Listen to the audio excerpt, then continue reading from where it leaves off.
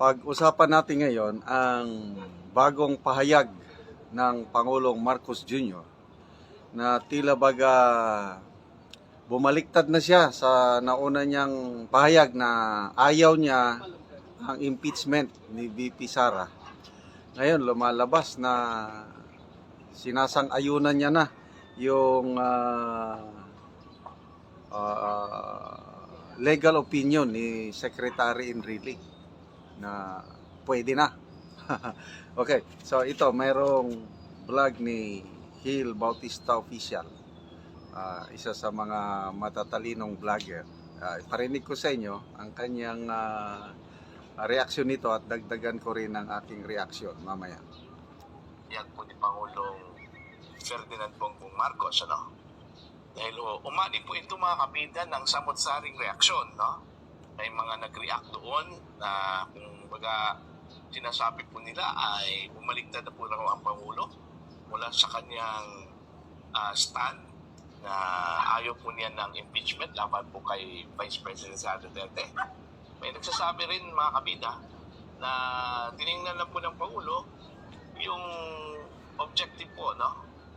Doon sa sinabi po ni Chief Presidential Legal Counsel Juan Ponce Enrile, ano po? Okay, bilang background po mga kabida, ito pong sa GPE, naglabas po ng kanyang legal opinion, no? Patungkol po dito sa ginawa po ng Iglesia ni Cristo kung saan po ay nagsagawa po sila ng malawakang rally po, no, noong Lunes, ano? Kung saan nasa 1.8 milyong katao po ang dumalo, no? Ang sabi po ng dating senador at ngayon Chief of Presidential Legal Counsel po mga kabida, no? Kung saan ay winarningan po niya ang bansa. Very active pa rin ang Secretary Enrile sa kanyang political no? Na it could face a very detrimental precedent if the logic implied during the Iglesia ni Cristo's National Rally for Peace is pursued. Okay? Kumbaga, ang ginawa kasi ng INC, hindi nila sinunod yung proseso po ng batas, no? Kasi parang gusto nilang i-cut yung proseso ng batas. May mga reklamo laban po tungkol sa mga. Okay, gusto ko magbigay ng reaksyon doon yung hindi sinunod ng INC yung rule of law. I beg to disagree kasi dati naman itong ginagawa ng Iglesia ni Cristo noong 2001 nung kainitan ng yung impeachment ni former President Joseph Estrada. Nagsagawa ulit ang Iglesia ng Cristo ng ganyan ding rally. At saka nakapaloob sa ating constitution yung freedom of assembly and freedom of expression. Yun lang ang ginawa ng Iglesia. Ano bang masama yung prayer, national prayer rally for peace? At saka yung ginawa ng Iglesia in support sa panawagan ng Pangulo na huwag ituloy ang impeachment dahil magkakawatak-watak lang ang bansa at saka hindi nakakatulong ni isa mang pamilyang Pilipino. Ang presidente ang unang nagsalita. So yung rally ng Iglesia, offshoot lang yun sa panawagan ng presidente. Anong masama yung gumalaw ang isang religious organization in support sa panawagan ng isang pangulo? Anong masama doon? Kaya I beg to disagree na hindi nasunod yung rule of law. Okay? So anyway, kanya-kanyang perspective yan.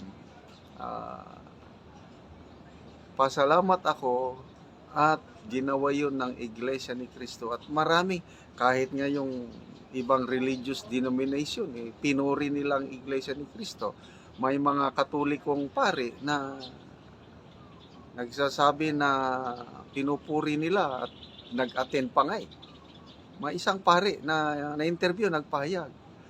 May mga kaibigan din ako ng mga leaders ng evangelical churches. Ganon din, nag-attend din sila. Pinuri nila yung initiative ng iglesia to hold that prayer rally for peace. Anong masama doon? Anyway, tuloy natin. Mga impeachable officials, okay, kailangan pong iproseso yon, magmula dyan ho sa House of Representatives at tatapusin yon dyan ho sa Senate, mga kabitang.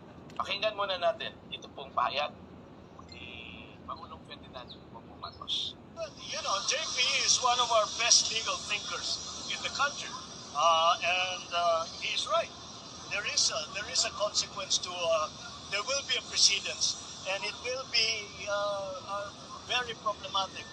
But but I still think that even if Congress is mandated to process this, Congress doesn't have the House doesn't have a choice, and the Senate doesn't have a choice once these impeachment complaints are filed.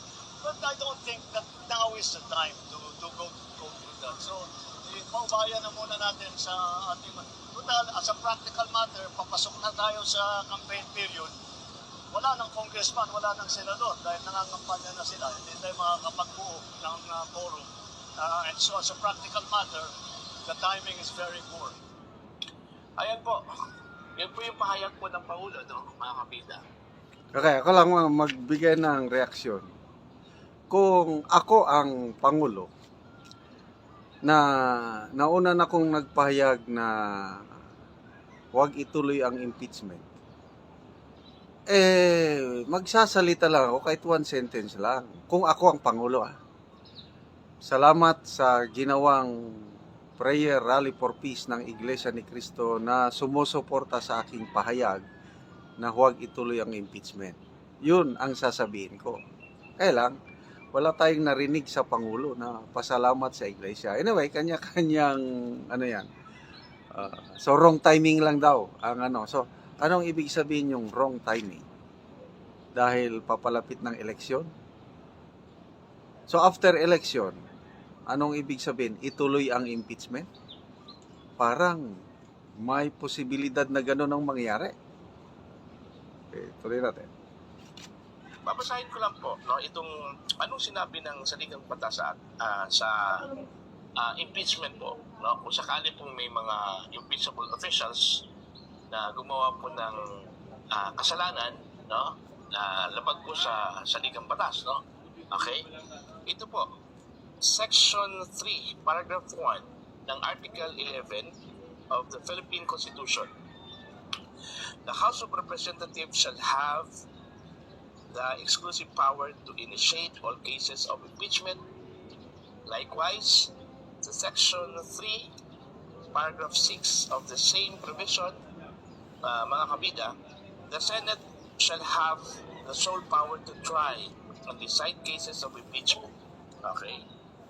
So, yun po, talagang nasa konstitusyon yan. Constitutional mandate ng House to process any complaints, then iakyat sa Senado. Basta, ang aking nakikita is, mula ngayon hanggang election, hindi gagalaw ang impeachment complaint. Diyan lang yan. Kasi, kung ako ang re-electionist na kongresista, hindi ko pwedeng itaya o i-risk ang aking re-election. Gusto ko pa rin na makakuha ng endorsement ng Iglesia ni Cristo kasi marami yan eh. Black voting, once na na-endorse ka, malaking lamang mo na yan sa kalaban pag ikaw ang na-endorse ng Iglesia ni Cristo. So yan, iiwasan ng mga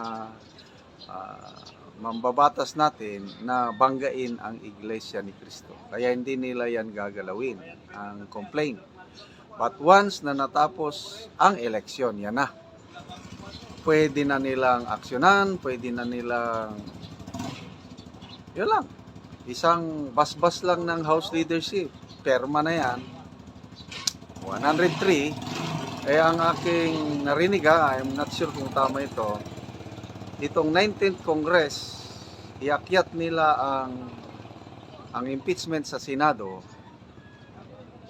at wala nang panahon para i-trial. Pwede daw, I'm not sure, pwede daw na yung 20th Congress, 20th, yung mga senador na mananalo, sila na ang magdinig sa impeachment case na naiakyat sa Senado. Ibig sabihin, tuloy pa rin. Yun ang aking basa dyan.